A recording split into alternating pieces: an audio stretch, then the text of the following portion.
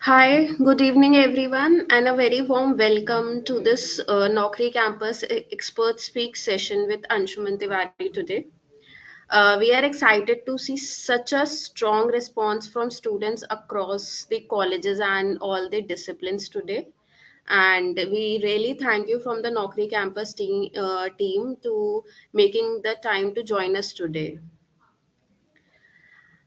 About this session, I would say like AI is no longer a future concept. It's already shaping how students are hired, how the work is done, and how the careers grow eventually.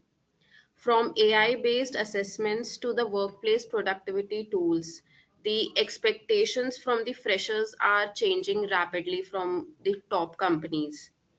So, the big question today is how do students actually prepare themselves to stay relevant, confident, and be future ready? And to help us answer this, we are joined by someone who has spent decades of working at the intersection of people, process, and the technology. So, it's absolute privilege to welcome Anshuman Tiwari. About Anshuman, he is the global experience owner, people services at JSK, which we also know as Galco Smith Kline, and a globally respected leader in AI driven transformation, operational excellence, HR innovation, and people experience design.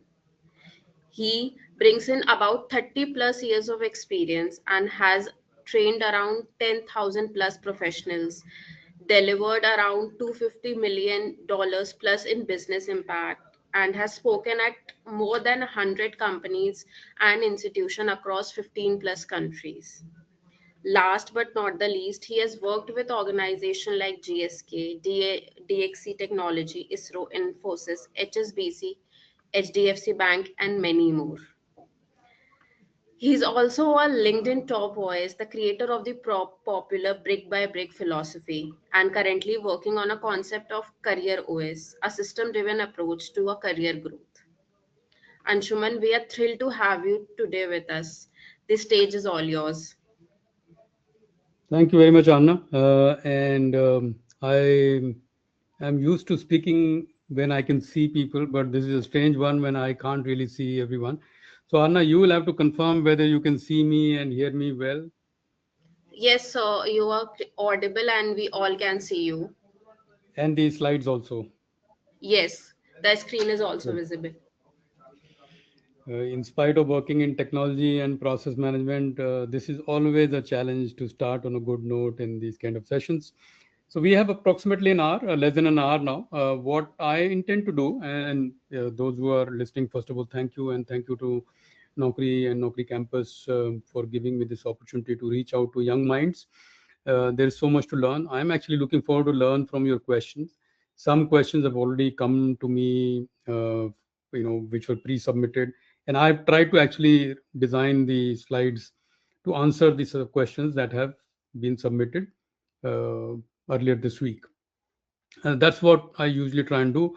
There's no point making slides in advance and not answering questions that people have. So in the next hour or so, 45 minutes or so, you can expect actually for where I can demystify some concepts at a high level, connect it to what is the impact of AI in hiring and early career management. This webinar is primarily focused on students and early career candidates, right? So those who are looking for a job now, or ready for a job, or will be ready for a job soon, or who have just started careers. I usually speak also on mid-career and senior management platforms, but this one I have tried to keep it down to what appeals to you the most. So I'll get quickly into it so that we can get to the meat of it. The title itself I have tried to keep a little bit more relevant. This is something I told my son when he was recently starting his journey, university journey, that "Padho mat sikho," which for those who don't understand Hindi or are not familiar with it means don't study, learn. And learning is a interactive concept where you learn something, you will experiment, you will apply, and then you will learn a little bit more, and so on. So I'm trying to shift the narrative a little bit that education today and in the future also will not be about just studying and passing and clearing exams. And we are already seeing some evidence of that when we see that this fellow got into Google or Meta or some other top company, and he or she is just a 10th pass, or hardly done any education, but has fundamental skills which are immense. So the usual interpretation we draw is that, oh, since that person could do it, we can also do it. What we forget is that that person might not have studied through the formal route, but has learned a lot through the informal route. So we look at the easy part, which is the not to study part, but we fail to look at the difficult part, which is to learn from there. So that will be most of what I will try and share. I will move the slides a little bit and see. Um, Hopefully these slides are still visible. These are the some of the questions that were submitted, and I've tried to answer them during the course of the next 40-45 minutes, and then we will try and have some questions as well. Now, coming down to the core topic, right? So what is AI doing to us? Firstly, AI is not new. It has been around from 1950s and 60s when Alan Turing first devised the concept of AI, and there were multiple other researchers who then developed the concept and talked more about it. The difficulty was that there was no computing power, not enough computing power. Therefore, the concepts of AI could not actually be run in a meaningful way that it can help. So, for example, live voice translation. So, I am speaking in English right now, but there are now tools that can do this live translation in any language that you want. Of course, provided the language data bank is there with the AI tool. This concept has been there for a while, but there was the computing power required to do this in a synchronous mode, which is on in a live mode, was not available, right? So now this power also is in your pocket, which is your mobile phone, right? So your mobile phone itself has this power, and mobile phones today are more powerful than the early computers, which probably took a building. So your entire building's computing power is now in your pocket, and this will even get better as we go along. So today it is possible to do all of that. The second point which I often share is that now that AI is and automation and AI is getting into our lives, we sometimes feel very bad. But think of the people when there was when the first wheel was invented, or fire was invented, or telephone was invented, or electricity was invented, or car was invented. So many people would have thought that, oh, this is going to completely change the world, and then we no longer will be required, and so on. The same thing at an accelerated pace is happening to us. The only difference is that till now, most of the automation and most of the transformation has been happening in the manufacturing or tangible world, right? So farming, manufacturing, buildings, constructions, all those kind of things. This is the first time a very big revolution is happening in the services world, right? And that is why it is impacting us, because many of us are either in the service industry or are willing to or looking forward to get into the service industry. So getting a little deeper into what is happening today is that AI is commoditizing the doing part. Value has moved now to creating part. So I will explain a little bit. I sometimes explain this as a spectrum, or a creator, developer, user, consumer spectrum. So the money is often made at the creator level. All the news that you see about somebody joining Google, Meta, Microsoft, and any other organization, and the crores that they are making, they are all developing and creating things. Nobody is paying them that kind of money for just using and being a consumer. So if you see this as a spectrum, from creator to consumer, consumer always pays. So you and I are paying for OpenAI, ChatGPT, Perplexity, and all the other tools. You and I are paying. The ones creating are making the money. So your goal in life is to move from the paying consumer towards the creating person, creator of the technology. So the OpenAI team, which is creating the technology, is creating all this technology. There are other people who are developing tools based on that technology, and then there are users which are in companies which are using that and probably even paying. And then there are consumers, you and me, who are actually paying. So that spectrum is there. If you always be on the right hand side, which is the consumer side, you are not going to make any money. You are only going to pay. So your money will make buy Sam Altman's next Ferrari or whatever car he wants to buy. So your goal in life is to move this way. Don't be a consumer always. Try and be a user or at least a developer, if not a creator. And this is how the world actually works in every technology. Today, AI is automating the right side, which is the user the consumer side. And if you move towards the left, which is the creator side, which I call often shift left, that shift towards the left, that is where most of you will build a very good career, right? But the truth is that not everybody will be able to do that, right? We may not have the talent, we may not have the aspiration, we may not have the resources, we may not have many other things that may make us. So does that mean that we are useless or we don't need to look for a job? No, right? Very, very few, by definition, very, very, very, very small percentage of people will be in the creator development space and others will be in the user space or consumer space. So no need to worry on that. Uh, just moving a little bit, and I'm trying to make sure that and Arna, if there are questions, and since I can't really see the screen, you will have to interrupt and let me know, or we will give 10-15 minutes towards the end for questions. Okay. Sure. So at the end we have the Q&A, and during the session also I'll keep assigning you questions in the middle, which you can take up post the session. Okay, sure, thank you. So the next topic I want to quickly cover is that AI is not your future. Much of the AI that you are using today is already here. And the AI that will be available 2 years down the line is already being developed. So it's actually being tested right now. So many of the AI tools, concepts, ideas, consumer tools, all that will be available is already being developed. And I try and explain to everybody that who cares to listen to me that AI will not take your job particularly, right? At least not yet, but it will take away tasks. So I, for example, use Copilot quite a bit, and I no longer make meeting notes other than what I need to remember some point, and I use Copilot, and it is able to give me notes and minutes of meeting, including action items and everything that I need. It is getting amazingly brilliant at all of that. It's able to cut out all the conversational talk that happens in a meeting. It is able to come directly to the key point. It's able to, it's a fascinating way in how Gen AI is being used. So this is not really replacing my job, right? It is replacing some of the tasks that I do. So first of all, get this right. For most of us, you and I included, your job is not being automated to the extent that your job will not be required at all. But some tasks will be automated or made easier or made completely redundant, which means somebody who was doing that task may not be required.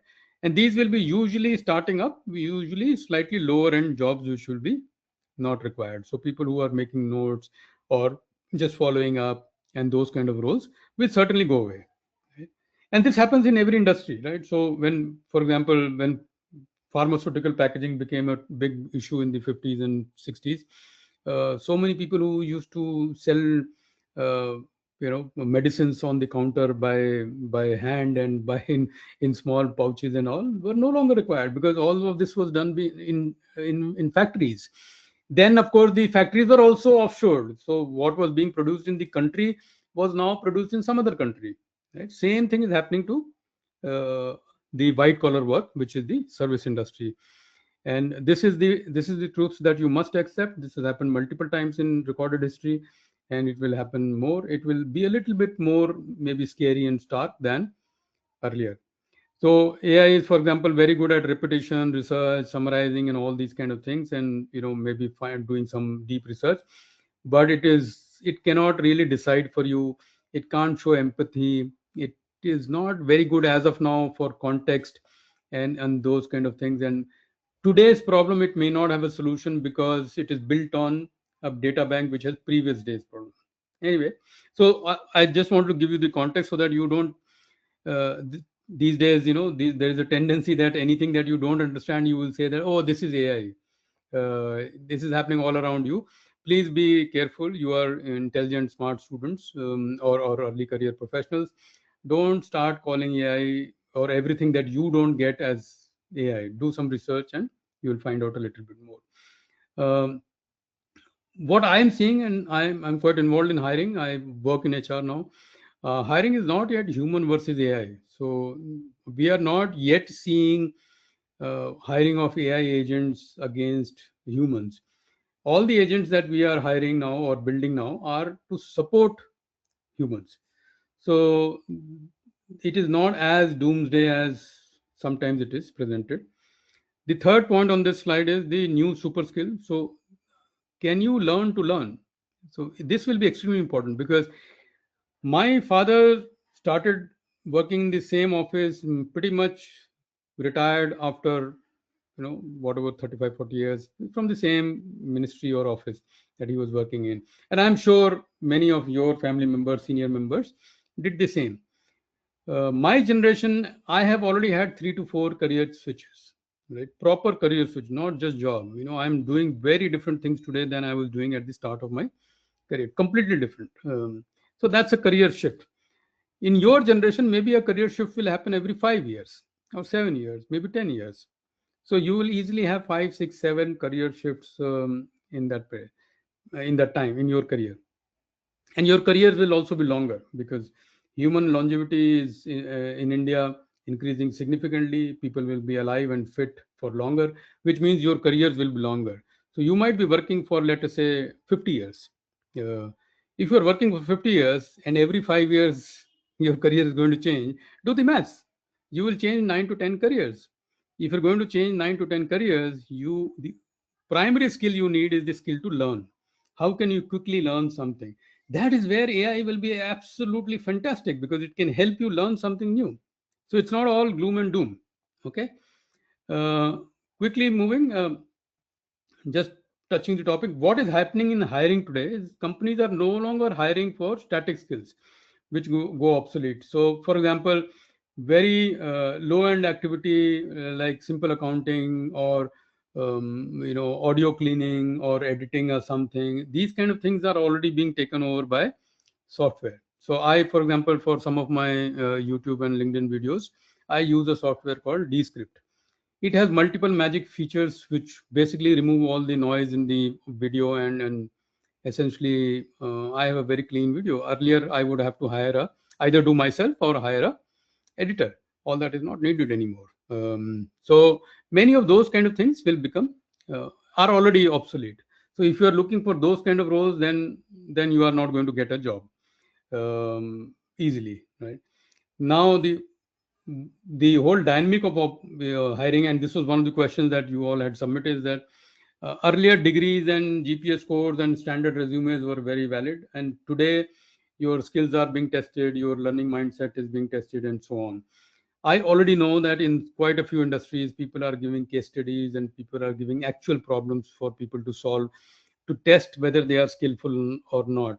Their college may not matter as much as it was mattering maybe 5 to 10 years ago. Their degree or score may not matter as much as maybe 5 years ago. So, what is the lesson for you if you are in the final year or let's say second or third year of your graduation and will look for a job? Please do more projects. Do real life projects, real life applications of work, so that in your resume, in your interview, you can talk about real things. Don't talk about only what you have studied, which, like I said earlier, padho mat seekho. If you have learned something, nobody in this world, including AI, can challenge you on that, because and there will be somebody who will want that kind of a skill. So if you have actually solved problems, actually made things happen, AI or no AI, you are safe. But if you have only studied, which was the model 10, 15, 20 years ago, and your scores are 90% or 85% or whatever, depending on the course that you're doing, you are a top candidate and some companies will hire you. That is not going to happen. That is already not happening.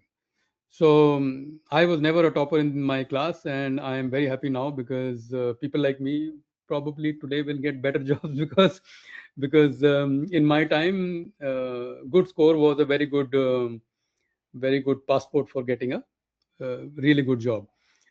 Others had to work their way up. No problem with that. That was the life we lived. And but for you, I am already seeing, if you have more projects, if you've solved actual problems, if you have done real work, then you are in very good space.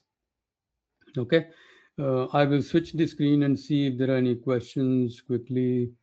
Okay, not too many. I am One question is about, I am confused between learning many tools versus building depth in one skill. What should I do? So, see, if you are a graduate student, I would strongly suggest you learn many tools before you find what area you want to build. Right? You don't know today, right? So, and don't think that just because you got an admission in a good university, you already know. You don't know. So, it is always better to try multiple things and then figure out, okay, which one is your, uh, I would say, uh, chosen area. Okay. The other is, how do recruiters look at AI skills on a fresher resume?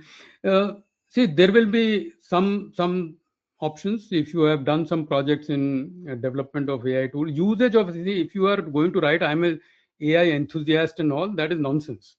Don't please write all this AI enthusiast and all. That means nothing to a recruiter. That only means that you have just used ChatGPT 2 3 times. So don't think on those lines. If you've actually done some projects using developing, let's say you use the open format or API of one of these tools to create another custom made tool, or you created one internal ChatGPT for your college or for your own database, or you developed a data set only for, let's say, legal research or something. That is what, and I'm talking only generative AI. I'm not even talking agentic AI. This AI enthusiast and all this is complete nonsense. Please don't waste time on those kind of things. Quickly, we are using AI tools in college. How do we make sure we are actually learning and not just copying? Fantastic. So the whoever has asked this question, really nice question. The decision is in your hands. So if you take the shortcut, in the longer run, you will be doomed because you will not know anything. I would suggest, even today, for example, when I was researching for this call, I actually asked 2 or 3 AI tools as to what are the key concerns of students today about AI. So I then applied my mind. I, of course, spoke to some people as well. And I would suggest you do that. Never underestimate the power of speaking to actual people about a problem. In any project you do, please don't exclude speaking to actual people, right? And this copying thing, you know, or there are already tools which can figure out whether your content is AI. I know that you can de-AI your content also, but what are you doing? Who are you fooling, right? So even if you get somewhere using that, you will very soon be caught. So the choice, this has always been the choice. People who in our times, people would carry chits in their pockets and all, and would copy, and then in the final exam they could not do anything, right? So the equivalent of that is using AI today to submit your submissions, and not using it just for your research. So the power is in your hands. um, some of the questions are more specific, so we'll cover them later. Where are we? Okay, so we were at the hiring bit. The the one skill I spoke about, the learning to learn, and the other thing is this mindset that you can do. What can be the mindset in this AI era? This will be extremely difficult to copy by an AI person, and I keep saying that this is all about focus. So your progress beats perfection always. Show your work even when it is imperfect. Uh, if you, let us say, you have an assignment in your college and you are interacting with your professor during the development of the assignment, he or she, your professor, knows that you are actually working on it, so they will participate more. If your deadline is, today's what, 17 December, 6 p.m., and you turn up at 5:45 and submit, they are most likely to think that this is not done clean, right? So this is one of the ways in your mindset actually helps. Are you willing to learn, or are you just willing to submit? uh, and the more you do this kind of thing, you will get more confident in that sense. And I would strongly urge, like I said earlier, please speak to people, learn to speak to people. When you have a problem, don't just look up chat gpt or google or perplexity or any of the Claude or any of these things. Actually speak to people. Right? Even if it is two or three people, the insight you will get from speaking to people will take you far. uh, the most of the people who are developing these tools are actually on a daily basis speaking to people. They are not building this in some basement of a building. They actually understand what is happening in the world. Even Microsoft Teams, for example, it studies what is how are I using Microsoft Teams and many other millions of people, and then based on those usage, it is able to uh, build new features. So curiosity is extremely important. If you are not curious, you will not get very far. And this is my one of my favorite things. This passion and bit is all overrated. Don't fall for this kind of stuff. Passion is okay, but profession is first. Your passion will follow, but your profession, you have to build your profession. So don't fall for this passion kind of thing. Eventually AI will not decide your future, it will be your habits that will decide the future. Now, I think let me take one or two more questions. What are the job roles that are available that the AI cannot replace? Okay, good question. So you can ask AI this question and you will get a very good answer. Most of the answer will be around empathy. For example, nursing and tour guides will not be easy to replace, but you may not want those jobs, right? So you may want a creative job, or may want a problem-solving job. You may want a sales job or something. Many of these can, wherever human interaction is heavy, AI is going to find it very difficult to replace those jobs in the near future. So remember, human interaction high means it is very difficult for AI to, or any other tool, to replace. Of course, AI will be useful there, but replacement is your question, so I am answering from that point of view. Okay.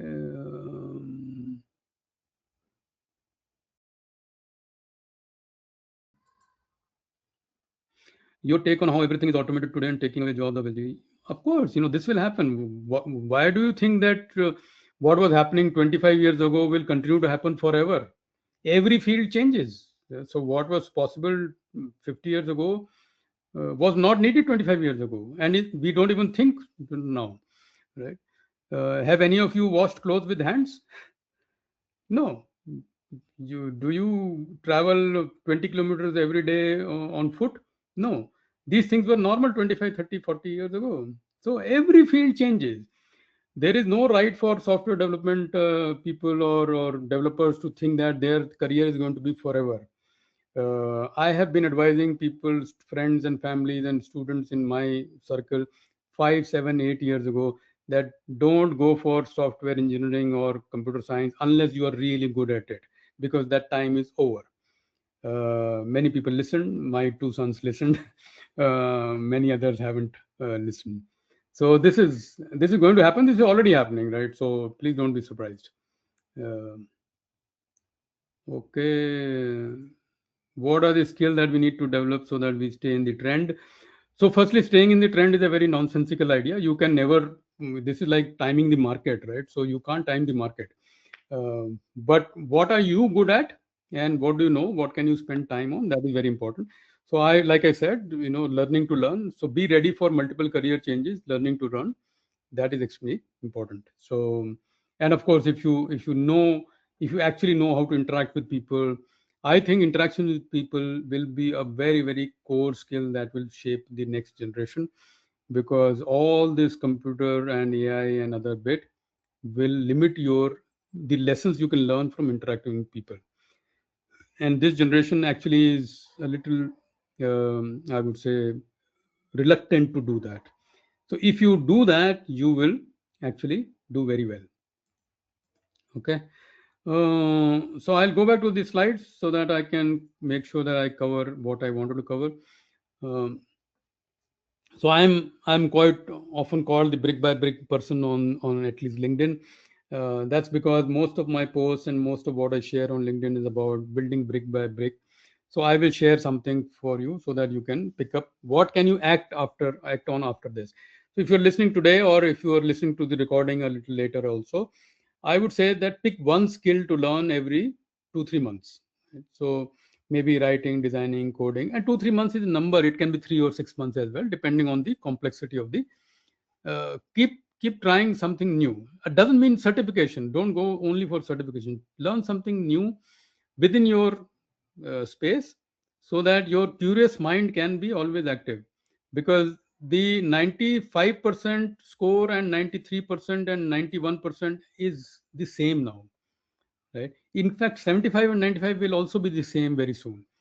So whether you got 75 in your, depending of course the college and academic setup, whether you are 90 percentile of your class or 99 percentile of your class, unless you are going to NASA or ISRO or something else, is not going to matter, right? So you make your choice. If you are deeply involved in some subject and you want to build your career in that subject, then it's a different thing. Then 99 matters. But if you are going to look for a job like everybody else, then what is 99 and what is 91? No difference. Instead of studying that much, use that time to learn something new, meet people, do some projects on your own, and so on. Use AI to accelerate your work. So summarize, research, practice, get feedback, and so on. So use AI in that sense, right? So I would say something like this. Create small projects, 2 or 3 projects, like I said. If you do on your own, that will be very, very useful.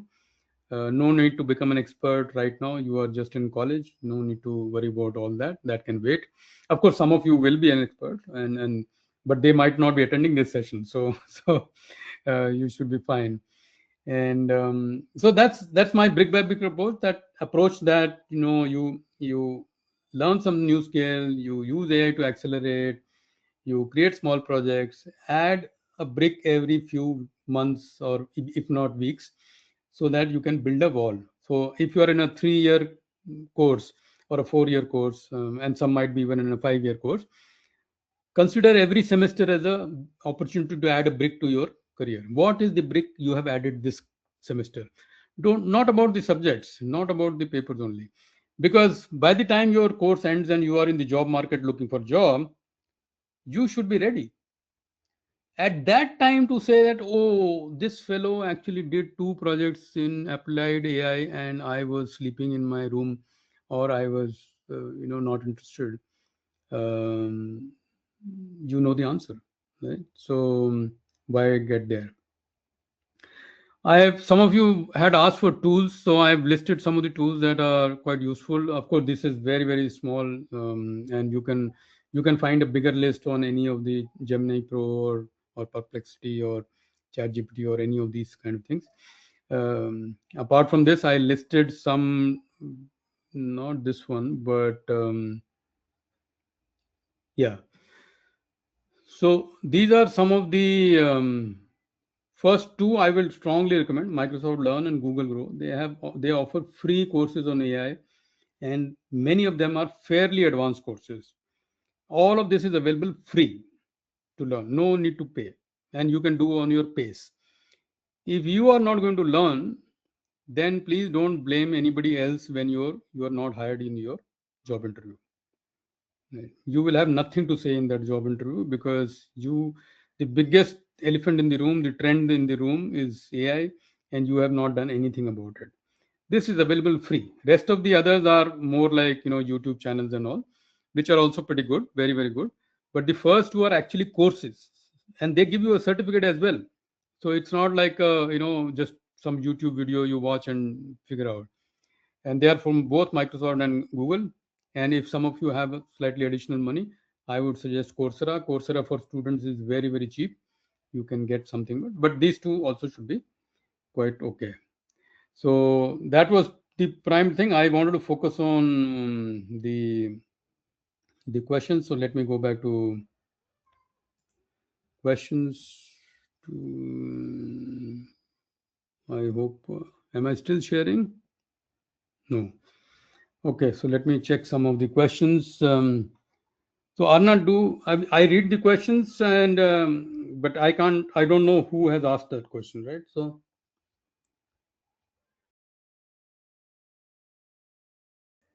What is the skill that we And need to develop? No. Yeah. Anshuman, do you want me to read it, or you will be Yeah, taking no, up I from can the read. questions? I was Okay. I was not sure if students themselves want to ask these questions, but I can. What are the skills that we need to It, develop so that we stay in the market?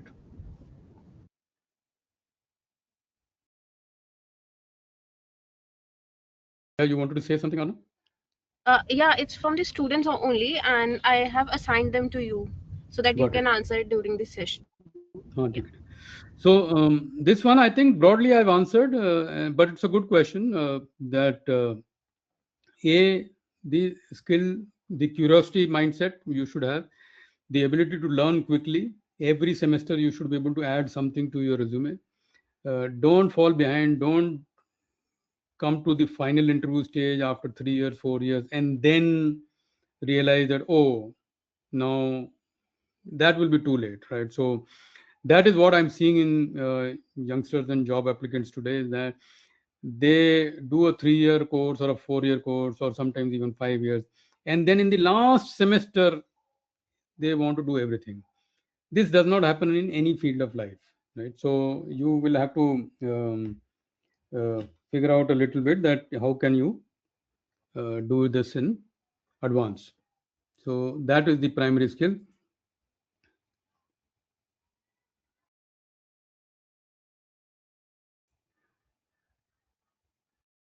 I think this I have taken. So um, so this is a new one. Being an HR, what are the skills you want to have in the employees you hire? I think broadly I've answered that. One, learnability.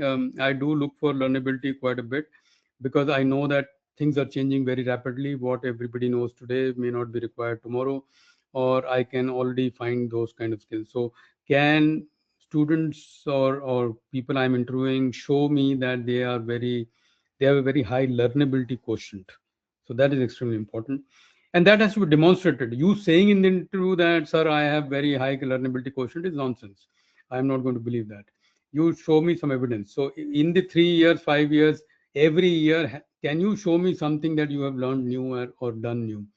That is more important. So the other is, of course, your curious mindset. Like I said, how are you curious?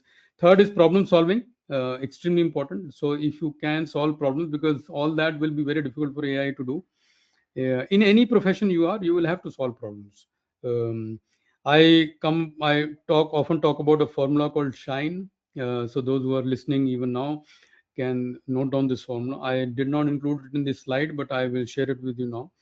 Shine is SHINE, and I usually talk to mid career people about this formula, but I'll share it in your early career as well. So, first is socially adept.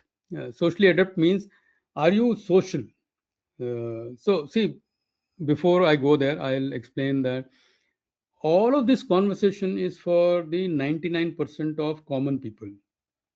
The 1% of super intelligent, genius, excellent, all those people, they will find a way. Even if they don't have any other social skill, they will find a fantastic job in crores because they have some other skills, right? So for the normal people, you and me, most of you and me, uh, and being normal is not bad, pretty good, right? So for all of us, the in and around average people, uh, these skills are very important, or this mindset is very important. So first is S, with socially adept, socially fluid. Are you able to mix with people? Are you able to talk to people? Does your reputation reach a meeting room before you reach? How fluid you are with people? All that is extremely important. Don't underestimate that. And you can't develop this later in life. You have to start early so that you will find sometimes that people who talk well and interact well and all are all successful in job interviews, not because they are certainly extroverted and all, because they were able to establish that rapport, right? So they were able to get into the mindset of the interviewer.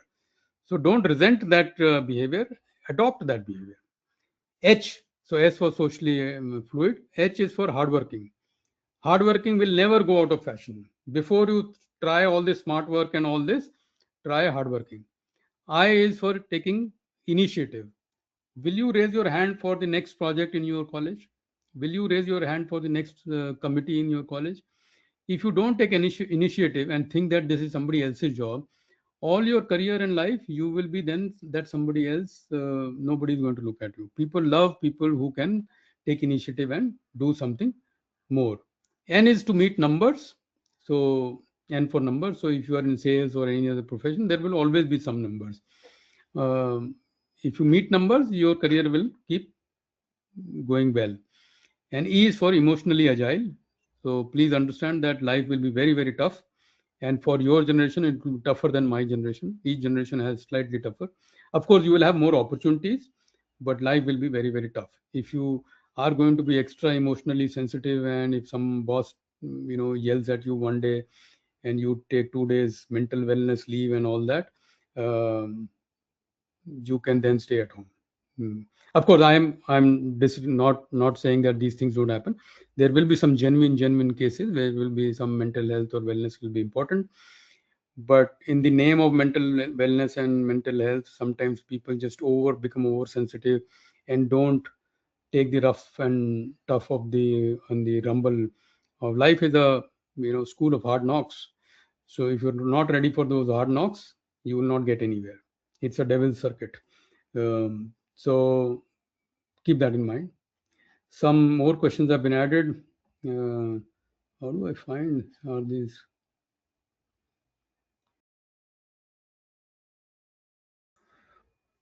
AI is doing most of coding. Me being an aerospace graduate, is it necessary to learn coding or use the? I, will it be beneficial to today's industry? So I'm assuming that you are a student currently, but it will be certainly beneficial. See, if you know coding, then you can figure out what AI is doing for you. So I would strongly recommend that if you are in that space where some coding is required, you should know. You should know anything that is happening in your space. Don't and AI is not going to take away all coding. AI is going to take away the repetitive, mundane coding. So it's not going to take new things will which are being discovered or developed today don't are not being developed by AI. They are being all the repetitive things are being developed by AI. So, but good question. The What habit should students start with building in college to be workplace ready? Oh, absolutely. One habit I told you clearly. I,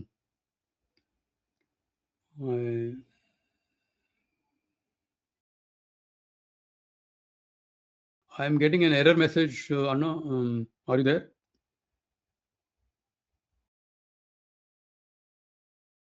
I have no way of knowing whether you are there or not, so I will continue. So, what habits? One is, of course, people interaction. Please get into people interaction. Don't live in your own room and think that the world will revolve around you. You are insignificant in the scheme of the things in the world. Be very, very curious. Try and learn every day something.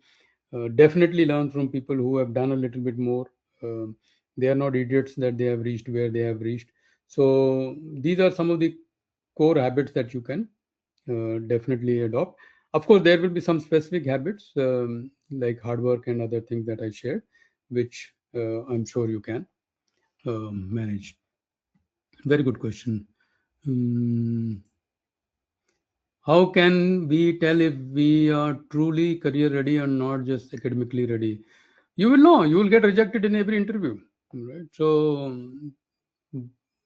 and there is no assurance that the first interview you will take, you will be there.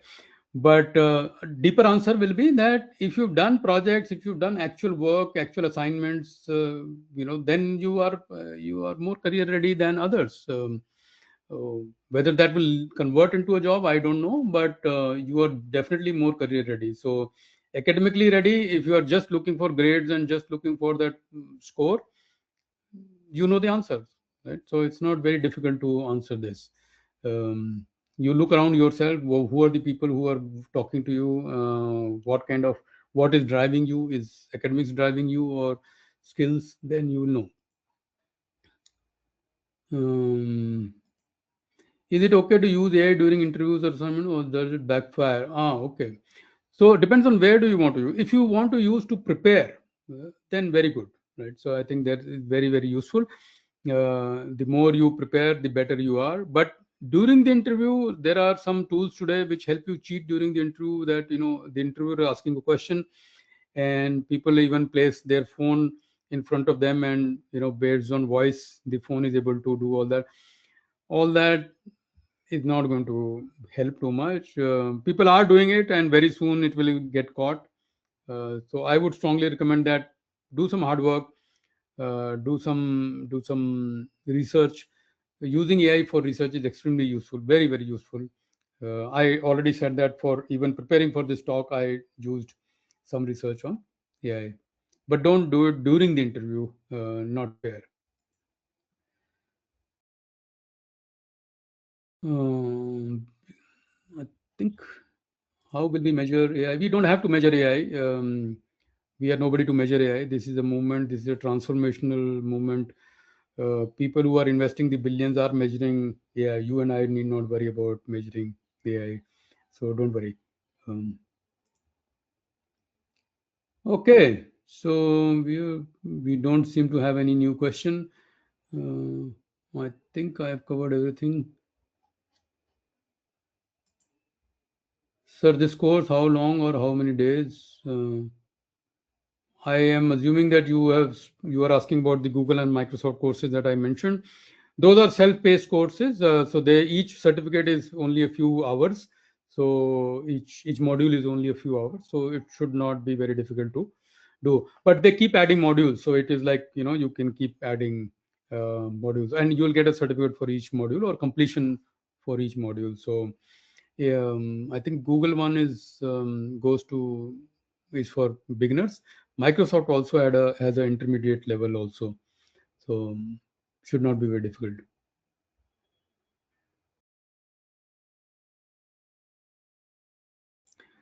I am currently studying BCA. BCA is Bachelor of Computer Applications, I think. Second year through KL University, through online model mode learning Python with implementing skills. So if you are already doing all of this, why do you need more tips? No need for more tips. You are doing quite a few things. Please get better at all of these things. There is enough life left. You will build new skills. Right now, you've picked some really good skills, implementing skills with learning Python, digital marketing. So this is already quite a bit. If you get into a freelancer, that which is what you have mentioned, you want to become a freelancer. This is sufficient to get started. Get better at it, and then look for more things. Don't just keep adding skills. You have actually made a good choice. Whoever you are, you've made a good choice.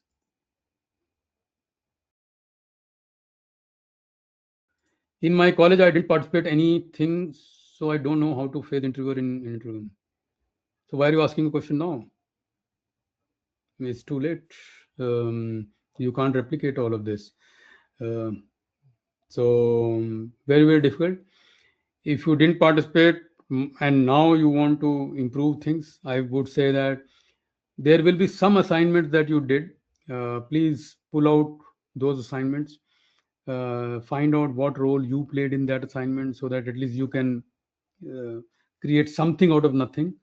But this is exactly an example that I was giving, that how will you now compete with students who have done so many other things during their college? So I'm not you know being condescending here, but this is exactly what I want everybody, that when this happens, you can't go back in time and correct anything. But for you, specific advice, in the person who was asked that you didn't do any projects, you would have done some submissions, some assignments. So pull out those assignments and find out what your role was, and create a response around that. Right? That's what I would say. It should be okay. You will, of course, it will not be the ideal situation, but it should at least give you something.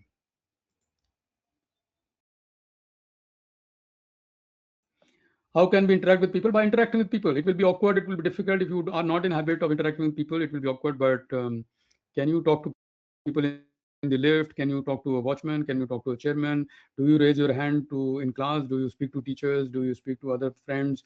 Do you speak to strangers? If not, then you will never develop this skill.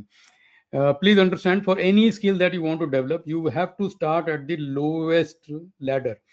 There is no ladder, no step in the world where you can start directly at the middle. Nowhere. So the first few interactions will be embarrassing, will be difficult, will be complicated. You will be embarrassed. You will find it very, very difficult. You will cry. You will find it boring, not useful. But unless you go through that, how will you improve? Right. So answer to this is that by you can only interact with people by interacting with people. No other skill. Um, I am pursuing BA. How do I help AI technologies in job?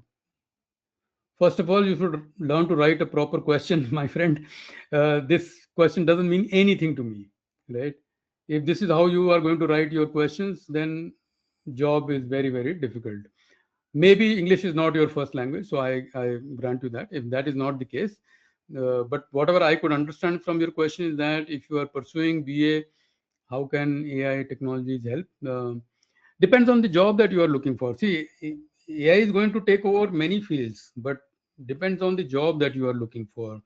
So if you are in BA and you want to become a teaching assistant or something, let us say, AI will be very, very useful. If you want to apply for a bank PO job, maybe AI will not be useful today, right? So depends on where you want to go. What should I do because I'm in data science field? This seems like a follow-up question, but if you're in data science field, please be very, very curious. Learn to, I explained that, creator, developer, user, consumer spectrum. Don't be at the consumer end. Try and create something, develop some solutions. The more solutions you develop using data science and other things will be useful. And data science has a lot of AI options available, so should be okay.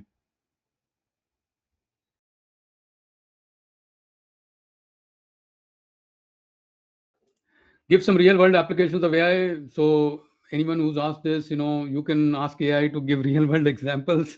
I am not here to convince you on the power of AI. The AI is all around us, and it will be even more invasive and pervasive.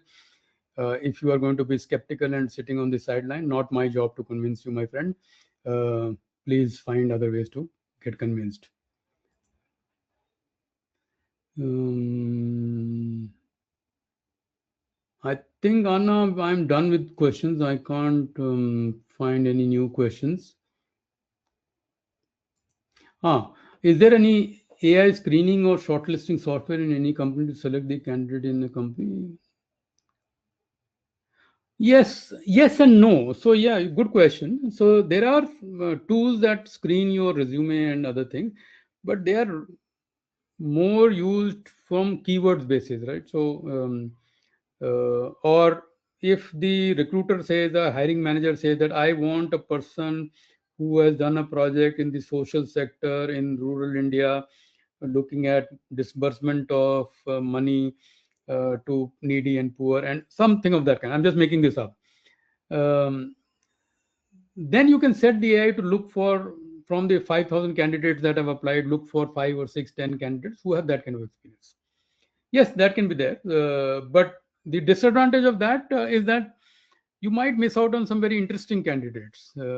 So the jury is actually out. But when jobs are very few, applicants are very, very high, there will be use of AI and other associated technologies um, to filter out the applicants. So yes, there are softwares being used, but I don't think you should worry about it. You should worry about building the skills, right skills to be job ready, and not so much about how to go around that systems. Planning to do my master's in the USA in data science domain. What would be the tip that you would give me to get a job, sir? So my suggestion is, if you are already doing your graduation, first do a job, then do your masters, uh, because doing your master directly might make you a very academic candidate at the end of another 2 more years, or in some cases 1 year in the US. But if you've done a job, you might actually learn a little bit more. But up to you. Data science domain is still very strong. People People are looking for roles there, so mm, is a good choice. But I would strongly suggest that if you can do a 1 year stint or a 2 year stint between graduation and post graduation, that will be awesome. If I do coding or if I am taking help from AI for programming, is it good or is it bad? It is good, because this is around. I'm using AI for coding. Mm, yeah, very good. As long as you can understand what the code is doing, right? So if you are, because then you can create new use cases, right? So this is like, uh, Lego blocks. If you know how Lego blocks can be put together, you can create new things. So it's a good thing. This will happen. Of course, what you should focus on also is to understand what is being done by the AI tool that you are using. So don't use it blindly. But very good example and use case. Please continue. With the rapid rise of generative AI, would should freshers still prioritize mastering traditional machine learning? Or oh, absolutely. How do you think generative AI is working? All of that you have mentioned, regression, classification, LLMs, transformer models, all of these are used in building generative AI. From the question that you are using, unless the question has been generated using an AI, I think you know what you're talking. So you are in a good place if this question is genuinely from you. Uh, but I have a feeling it is not the case. Um,